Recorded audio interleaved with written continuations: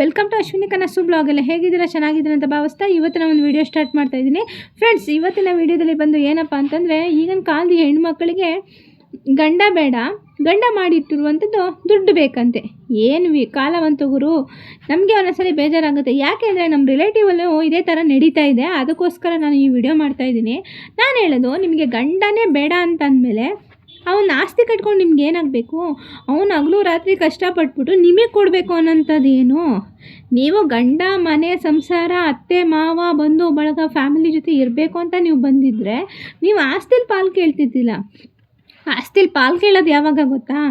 ಗಂಡ ತೀವ್ರವಾಗಿ ಚಿತ್ರಹಿಂಸೆ ಕೊಡೋದು, ಮಕ್ಕಳಿದ್ದು ಅವ್ರ ಲೈಫನ್ನ ಹಾಳು ಏನಾದ್ರೂ ಕುಡ್ಕೊಂಡು ಅವ್ನು ಎಷ್ಟೇ ಒಳ್ಳೆ ದಾರಿಯಲ್ಲಿ ಹೋಗದಂತೆ ಅವ್ನ ಲೈಫನ್ನ ಕಟ್ಕೊಳ್ಳೋಕ್ಕೆ ಆಗಲ್ಲ ಅವನ ಜೊತೆ ಅಂತ ತೀರಾ ನಿಮ್ಮ ಪರಿಸ್ಥಿತಿ ಕುಗ್ಗೋದಾಗ ಮಾತ್ರ ನೀವು ಒಂದು ಡೈವರ್ಸ್ ಅಂತ ಹಾಕೋಬೇಕು.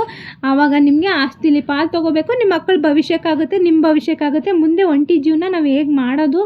ಯಾಕಂದರೆ ಒಂದು ಆಧಾರ ತಂದೆ ತಾಯಿ ಮನೆ ಕಡೆಯಿಂದ ಆಧಾರ ಇರಲ್ಲ, ಗಂಡನೇ ಆಶ್ರಯ ಆಗಿರ್ತಾರೆ. ಆ ಆಶ್ರಯದಲ್ಲಿ ಬೆಳೆದಂಥ ನಾವು ಒಂದು ಸಂಸಾರ ಅಂತ ಕಟ್ಕೊಂಡಿರ್ತೀವಿ, ಅಲ್ಲೂ ನೆಮ್ಮದಿ ಇರಲ್ಲ ನಮಗೆ.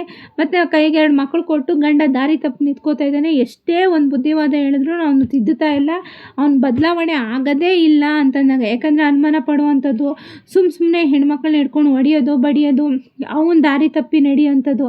ಒಂದು ಸಲ ದಾರಿ ತಪ್ಪಿ 2 ಸರಿನೂ ಕ್ಷಮಿಸ್ಬೋದು, 3ನೇ ಸರಿನೂ ಅವ್ನು ದಾರಿ ತಪ್ಪಿ ನಡೀತಾ ಇದ್ದಾನೆ ಅಂಥ ಕಾಲದಲ್ಲಿ ಅವನ ಜೊತೆ ನಂಗೆ ಸಂಸಾರನೇ ಮಾಡೋಕ್ಕಾಗಲ್ಲ ಅನ್ನೋ ಒಂದು ಲಾಸ್ಟ್ ಸ್ಟೇಜಲ್ಲಿ ನೀವು ಆಸ್ತಿಲಿ ಪಾಲು ತೊಗೊಳ್ಳೋದು ತಪ್ಪೇನಿಲ್ಲ. ಯಾಕಂದರೆ ನಿಮಗೆ ಮಕ್ಕಳ ಭವಿಷ್ಯ ತುಂಬಾ ಇಂಪಾರ್ಟೆಂಟ್ ಆಗಿರುತ್ತೆ.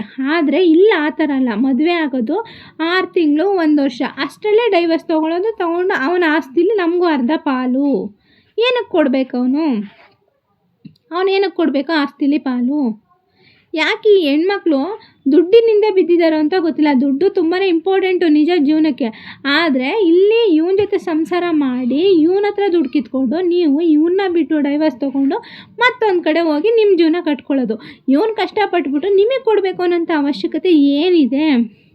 ಮದುವೆ ಮಾಡ್ಕೋಬೇಕಾದ್ರೂ ನಿಮಗೆಲ್ಲ ಥರದ್ದು ಖರ್ಚು 10 ಅಲ್ಲ 15 ಲಕ್ಷ ಆಗಲಿ ಖರ್ಚಾಗಲಿ ನಿಮಗೆ ಬೇಕು ಬೇಡ. ಯಾಕಂದರೆ ಹೆಣ್ಮಕ್ಳು ಸಿಗೋದು ಕಷ್ಟ ಅಂತ ಅಂದ್ಬಿಟ್ಟು ಲಕ್ಷಾಂತರ ರೂಪಾಯಿ ಖರ್ಚು ಮಾಡಿ ಸಾಲನೋ ಸೋಲನೋ ಎಲ್ಲನೂ ಮಾಡಿ ಮದುವೆ ಮಾಡ್ಕೊಂಡಿರ್ತಾನೆ. ನೀವು ಬರ್ತೀರಾ, ಒಂದು 6 ತಿಂಗಳು ವರ್ಷ 2 ವರ್ಷ ಸಂಸಾರ ಮಾಡ್ತೀರಾ, ಮತ್ತು ಕೈಗೊಂದು ಮಗು ಕೊಡ್ತೀರಾ ಅವನ ಕೈಗೆ, ಮತ್ತು ನೀವು ಇನ್ನೊಬ್ಬರ ಜೊತೆ ಜೂಟ್ ಹೊಡಿತೀರಾ. ಅವನ ಲೈಫ್ ಏನು ಮಾಡಬೇಕು? ಅವ್ನು 4 ಜನ ಮಂದಿ ತಲೆ ತೆಗೆಸೋವಂಥ ಕೆಲಸಗಳನ್ನ ನೀವು ಮಾಡ್ತೀರಾ. ಅವನ ಆಸ್ತಿಲಿ ಪಾಲು ಅವಶ್ಯಕತೆ ಇಲ್ಲಲ್ಲ. ನೀವು ಹೋಗೋರ ಜೊತೆ ಆಸ್ತಿ ಅಂತಸ್ತು ಎಲ್ಲ ಇದೆಯಾ ಅಂತ ನೋಡ್ಕೊಳ್ಳಿ. ಅವನ ಹತ್ರ ಗಂಡನೇ ಬೇಡ ಅಂದಮೇಲೆ ಅವನ ಆಸ್ತಿ ಅಂತಸ್ತು ಕಟ್ಕೊಂಡು ನಿಮ್ಗೆ ಏನಾಗಬೇಕಾಗುತ್ತೆ? ಅವನೆಷ್ಟು ನೀವು ಅಂದಮೇಲೆ ಅವನೆಷ್ಟು ಆ ಆಸ್ತಿ ಸಂಪಾದನೆ ಮಾಡೋಕ್ಕೆ ಅವನು ಎಷ್ಟು ಕಷ್ಟಪಟ್ಟಿರ್ತಾನೆ. ಬಿಟ್ಟಿಯಾಗಿ ನಿಮಗೆ ಕೊಡೋವಂಥ ಅವಶ್ಯಕತೆ ಏನಿದೆ ಅಂತ ನನಗಂತೂ ಗೊತ್ತಾಗ್ತಾಯಿಲ್ಲ. ಕಾಲ ಬದಲಾಗ್ತೈತೆ, ಆದರೆ ಇಷ್ಟರ ಮಟ್ಟಿಗೆ ಕಾಲ ಬದಲಾಗಬಾರ್ದು. ಗಂಡು ಮಕ್ಕಳನ್ನ ಕಿತ್ಕೊಂಡು ತಿನ್ನೋ ಸ್ಟೇಜಿಗೆ ಹೆಣ್ಮಕ್ಳು ಬದಲಾಗಬಾರ್ದು. ಯಾಕೆಂದರೆ ನಾನು ಹೇಳ್ತೀನಿ, ಅವಾಗೆಲ್ಲ ಗಂಡು ಮಕ್ಕಳು ತುಂಬ ಹಿಂಸೆ ಕೊಡ್ತಿದ್ರು ಹೆಣ್ಮಕ್ಳಿಗೆ ಅಂತ ಅನ್ನೋದು ಐತೆ, ನಿಜ ಇಲ್ಲ ಅಲ್ಲ. ಅಂದರೆ ಹೆಣ್ಮಕ್ಳಿಗೆ ಅಲ್ಪ ಸ್ವಲ್ಪ ಸ್ವಾತಂತ್ರ್ಯ ಕೊಟ್ಟಿದ್ದಾರೆ. ಆ ಸ್ವಾತಂತ್ರ್ಯನ ಇಷ್ಟೊಂದು ದುರುಪಯೋಗ ಪಡಿಸ್ಕೊಳ್ಳೋದು ಯಾವ ನ್ಯಾಯ ಅಂತ ಗೊತ್ತಿಲ್ಲ. ಯಾಕಂದರೆ ಗಂಡು ಮಕ್ಳಿಗೂ ಒಂದು ಎಲ್ಲ ಗಂಡು ಮಕ್ಕಳು ಕೆಟ್ಟವರಾಗಿರ್ತಾರೆ. ಇತ್ತೀಚೆಗೆ ಪಾಪ ಗಂಡು ಮಕ್ಕಳು ಹೆಂಡತಿ ಮೇಲೆ ಕೈ ಮಾಡೋಕ್ಕೆ ಹೆದರ್ಕೋತಾರೆ, ಒಂದು ಜೋರಾಗಿ ಮಾತಾಡೋಕ್ಕೆ ಹೆದರ್ಕೋತಾರೆ. ಎಲ್ಲಿ ಮನೆ ಬಿಟ್ಟು ಹೋಗ್ಬಿಡ್ತಾಳೋ, ಎಲ್ಲಿ ಡೈವರ್ಸ್ ಅಂತ ಹೋದರೆ ಮನೆಯದಿ ಬೀಜಿಗೆ ಹೊಂಟೋಗುತ್ತೋ, ಎಷ್ಟು ಹೆದರ್ಕೋತಾರೆ ಮದುವೆ ಆಗಿರೋಂಥ ಗಂಡು ಮಕ್ಕಳು. ಅಂದರೆ ತುಂಬಾ ಕಣ್ಣಲ್ಲಿ ಕಣ್ಣಿಟ್ಟು ನೋಡ್ಕೊತ ಇರೋನಿಗೆ ಮೋಸ ಮಾಡ್ತಾರೆ. ಅಂದರೆ ಗಂಡ ಎಲ್ಲ ಥರದ್ದೂ ಚೆನ್ನಾಗಿ ನೋಡ್ಕೊತ ಇದ್ರೂ ಇವರು ಒಳೊಳಗೇ ಮಾಡಬಾರ್ದು ಕೆಲಸನೆಲ್ಲ ಮಾಡ್ತಾಯಿರ್ತಾರೆ. ಇದು ತುಂಬ ಜನಗೆ ನಮ್ಮ ರಿಲೇಟಿವಲ್ಲೇ ನಡೀತಾ ಇರುತ್ತೆ. ಗಂಡ ಅಷ್ಟು ಚೆನ್ನಾಗಿ ನೋಡ್ಕೊತ ಇದ್ರೂ ಬೇರೆಯವ್ರಿಗೆ ಚಾಟು ಮೆಸೇಜ್ ಎಲ್ಲ ಹೋಗಿರುತ್ತೆ ಅಲ್ವಾ? ಅದೇನಾದ್ರು ಹೆಚ್ಚಿಗೆ ಮಾತಾಡಿದ್ರೆ ಹೋಗೋದು, ಅವನ ಮೇಲೆ ಕಂಪ್ಲೇಂಟ್ ಕೊಡೋದು, ಮತ್ತೆ ಹೋಗೋದು ಡೈವರ್ಸ್ ಅಂತ ಹೋಗೋದು, ಮತ್ತು ಊರು ಜನ ಸೇರಿಸೋವಂಥದ್ದು, ದೊಡ್ಡದಾಗಿ ಗಲಾಟೆ ಮಾಡೋವಂಥದ್ದು. ಅವ್ನು ಸರಿ ಇಲ್ಲ, ಅವ್ನ ಕ್ಯಾರೆಕ್ಟರ್ ಸರಿ ಇಲ್ಲ, ಹಾಗೆ ಹಿಂಗೆ ಇಲ್ಲ ಸರ್. ಒಳ್ಳೆ ಗಂಡು ಮಕ್ಕಳನ್ನೂ ಹಾಳು ಮಾಡಾಕ್ತವ್ರೆ ನೋಡಿ ಫ್ರೆಂಡ್ಸ್. ನಾನು ಹೇಳೋವಂಥದ್ದು, ಗಂಡ ಒಳ್ಳೆಯವನೋ ಕೆಟ್ಟವನೋ ನಾವು ಬಾಳಬೇಕು ಅಂತ ಒಂದು ಕಾಲ ಇತ್ತು, ನಿಜ ಇಲ್ಲ ಅಂತಲ್ಲ. ಆದರೆ ಹೆಣ್ಣು ಮಕ್ಕಳಿಗೆ ಗಂಡ ಇದ್ರೇ ಬೆಲೆ ಅನ್ನೋದು ಗೊತ್ತಿರೋದು ಎಲ್ಲರಿಗೂ. ಯಾಕಂದರೆ ಗಂಡ ಜೊತೇಲಿದ್ದರೆ ಯಾರು ಒಬ್ಬರು ನಮ್ಮನ್ನ ಕಿಮ್ಮಕ್ಕಾಗಿ ಕಣ್ಣೆತ್ತು ನೋಡೋಲ್ಲ. ಗಂಡ ಒಬ್ಬ ಜೊತೇಲಿಲ್ಲ ಅಂದರೆ ಬೀದಿಲಿ ಹೋಗೋ ಇರೋ ನಾಯಿಗಳೆಲ್ಲ ನಮ್ಮನ್ನು ನೋಡೋಕ್ಕೆ ಬೊಗಳೋಕ್ಕೆ ಸ್ಟಾರ್ಟ್ ಮಾಡುತ್ತೆ ಅಲ್ವಾ.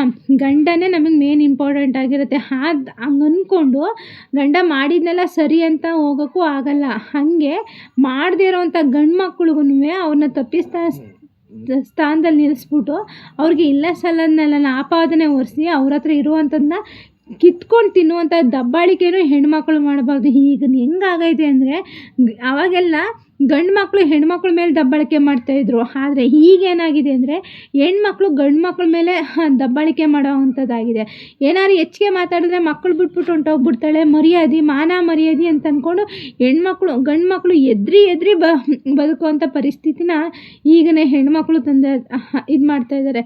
ಆಮೇಲೆ ಈಗಿನ ಡ್ರೆಸ್ಸೆನ್ಸು ಅಮ್ಮಮ್ಮ ನೋಡೋಕ್ಕಾಗಲ್ಲ. ಗಂಡನೇ ತಲೆ ತಗ್ಗಿಸ್ಬೇಕು ಆ ಥರ ಬಟ್ಟೆಗಳನ್ನ ಕೆಲವು ಹೆಣ್ಮಕ್ಳು ಹಾಕ್ತಾರೆ. ಗಂಡನೇ ರೋಡಲ್ಲಿ ಹೋಗ್ಬೇಕಾದ್ರೆ ತಲೆ ತಗ್ಗಿಸ್ಬೇಕು. ಆ ರೆಣಿಗೆ ಒಂದೊಂದು ಹೆಣ್ಮಕ್ಳನ್ನ ಕೈ ಮುಗಿಬೇಕು, ಬಡಿಸ್ತಾನೆ ಇದ್ದರು ಹೇಗಿರ್ತಾರೆ ಅಂತ. ಏನೋ ದೇವರು ಒಂಚೂರು ಅಲ್ಪ ಸ್ವಲ್ಪ ಐಶ್ವರ್ಯ ಕೊಟ್ಬಿಟ್ಟಿರ್ತಾನೆ ಅಂತ ಅವ್ರನ್ನ ತಲೆ ಹಿಡಿದು ನಿಲ್ಸೋಕ್ಕಾಗಲ್ಲ. ಹಾಗಾಗಿ ಅಷ್ಟೋ ಇಷ್ಟ ಸಂಪಾದನೆ ಮಾಡಿರ್ತಾನೆ, ಅದನ್ನು ನಿಮಗೆ ಕೊಡಲೇಬೇಕು ಅಂತ ಯಾವ ಕಾನೂನು ಏನೂ ಕೊಟ್ಟಿಲ್ಲ.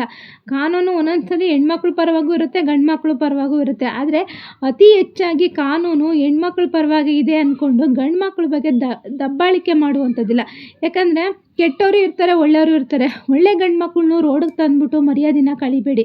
ಯಾಕಂದರೆ ಒಬ್ಬೊಬ್ಬರು ಆ ನೋವಿಂದನೇ ಎಷ್ಟೋ ಜನ ಗಂಡು ಮಕ್ಕಳು ಸೂಸೈಡ್ ಮಾಡ್ಕೊಂಡ್ಬಿಟ್ಟಿದ್ದಾರೆ, ಆತ್ಮಹತ್ಯೆಗಳನ್ನ ಮಾಡ್ಕೊಂಡು ಅವ್ರ ಪ್ರಾಣನ ಅವ್ರನ್ನೇ ಕಳ್ಕೊಂಡಿದ್ದಾರೆ. ಯಾಕಂದರೆ ಮಾನ ಮರ್ಯಾದೆಗೆ ಅಂಜಿ ನಾಳೆ ದಿನ ಎಲ್ಲಿ ನಮ್ಮ ಮಕ್ಳಿಗೆ ಮಾನ ಮರ್ಯಾದೆ ಹೋಗುತ್ತೋ ಅಂತ.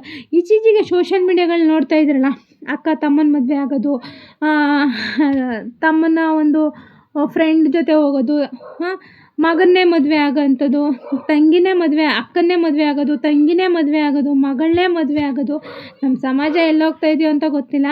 ಆದರೆ ಹೆಣ್ಮಕ್ಳು ದುಡ್ಡಿನ ದುರಾಸೆಗೆ ಬಿದ್ದು ಗಂಡು ಮಕ್ಕಳನ್ನ ಮಾನ ಮರ್ಯಾದೆ ತೆಗೆದು ಅವ್ರನ್ನ 3 ಕಾಸಿಗೆ ಒಳ್ಳೊಳ್ಳೆ ಗಂಡು ಮಕ್ಕಳನ್ನ ಹರಾಜಾಗ್ತಾಯಿದ್ದಾರೆ. ಅದು ಏನು ಬಂದಿತ್ತೋ ಗೊತ್ತಿಲ್ಲ ಅವುಗಳಿಗೆ. ಸ್ವಲ್ಪನಾದ್ರೂ ಮಾನ ಮರ್ಯಾದೆ ನಯ ನಾಜೂಕು ಅನ್ನೋದನ್ನ ಇಟ್ಕೊಳ್ಳಿ. ಅವಾಗಾದ್ರೂ ನಿಮಗೆ ಅನ್ನೋದಿರುತ್ತೆ.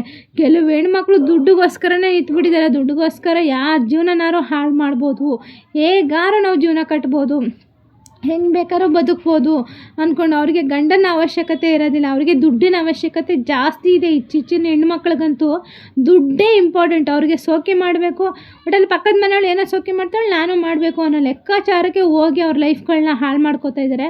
ಅದವರು ಅಂತ್ಯ ಹೆಂಗಿರುತ್ತೆ ಅಂದರೆ, ಒಂದು ಹೆಣ್ಮಕ್ಳ ಕಣ್ಣೀರಿಗೆ ಹೆಂಗೆ ಶಾಪ ಇರುತ್ತೋ ಗಂಡು ಮಕ್ಳ ಕಣ್ಣೀರಿಗೂ ಅಷ್ಟೇ ಶಾಪ ಇದ್ದೇ ಇರುತ್ತೆ ಅಲ್ವಾ.